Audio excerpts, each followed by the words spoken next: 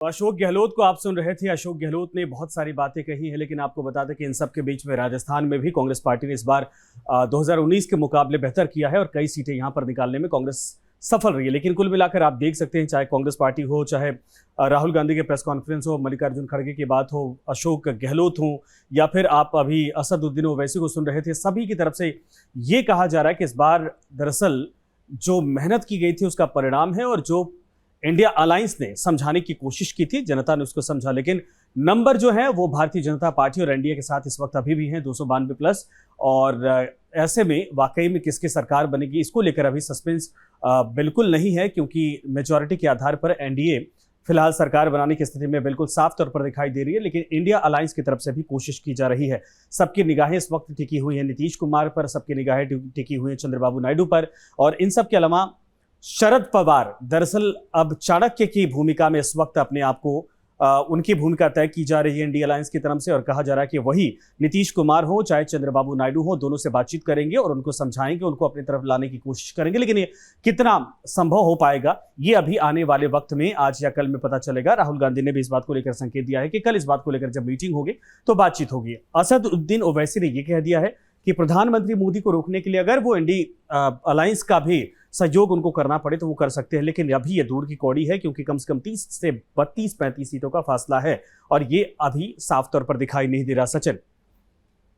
और देखिए, नीतीश कुमार और शरद पवार के इर्द गिर्द ये पूरी राजनीति जो है वो घूम रही है। राहुल गांधी ने उत्तर प्रदेश का खास धन्यवाद किया। ये अब तक की जो अपडेटेड आप कह लीजिए स्टेटमेंट से जो लाइन्स है वो हम आपको लगातार बता रहे हैं, क्योंकि प्रेस कॉन्फ्रेंस जो है इंडिया गठबंधन की तरफ से कर दिया गया है। आम आदमी पार्टी ने भी प्रेस कॉन्फ्रेंस कर दी है, ममता बनर्जी ने भी प्रेस कॉन्फ्रेंस कर दी है, कांग्रेस ने भी प्रेस कॉन्फ्रेंस कर दिया है। ये बताने और समझाने का प्रयास है कि इस बार जो मिलकर एक नया प्रयोग किया गया था, उस प्रयोग का असर जो है वो देखने को मिला। और कह लीजिए कि आप अप टू द मार्क जो है वो इंडिया अलायंस ने परफॉर्म किया है और जनता ने भी इस बार उन्हें चुना है। हालांकि हम देखिए बार बार इस बात का जिक्र कर रहे हैं क्योंकि आंकड़े जो हैं वो बहुत ही ज्यादा चेंज हुए हैं। तमाम बड़े सवाल जो हैं वो पहले भी खड़े किए गए थे विपक्ष की तरफ से, हालांकि तमाम चर्चाएं इस बात की भी हो रही हैं। मुझे आज भी दिन याद है, उस दिन मैं जिस दिन इलेक्शन कमीशन की तरफ से डेट अनाउंस हो रहे थे और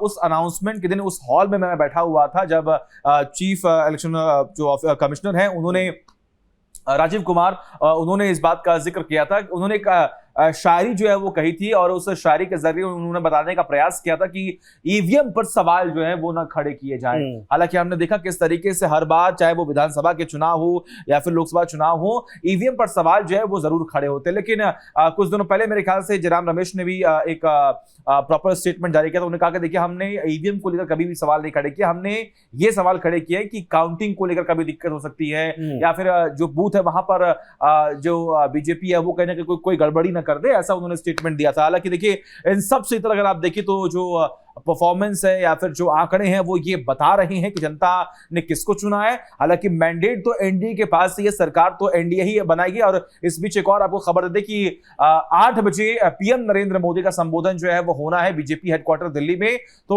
वो भी हम आपको सुनाएंगे, बताएंगे आखिर पीएम नरेंद्र मोदी क्या क्या बातें जो है वो जनता के सामने रखते हैं। क्योंकि अभी कुछ देर पहले संजय जी मैं ये जिक्र कर रहा था कि पीएम नरेंद्र मोदी और बीजेपी की प्लान ए और प्लान बी की चर्चाएं बहुत ही ज्यादा इस बार चुनावों में हुई। प्लान ए का मतलब साफ तौर पर यह था कि किस तरीके से बीजेपी को 370 प्लस और एनडीए को 400 प्लस जो है वो लेकर जाना है, जिसमें बीजेपी और पीएम नरेंद्र मोदी कामयाब नहीं हुए, जो अब तक चर्चाएं चल रही है। लेकिन प्लान बी उनका यह था कि अगर आंकड़े नहीं पहुंचते हैं बीजेपी का 370 प्लस और एनडीए का 400 प्लस, तो मुझे कैसे भी करके या बीजेपी को कैसे भी करके एनडीए को प्रॉपर जो है बहुमत के आंकड़े से ऊपर लेकर जाना होगा, जिसमें वो कामयाब वो बिल्कुल साफ दिख रहा है।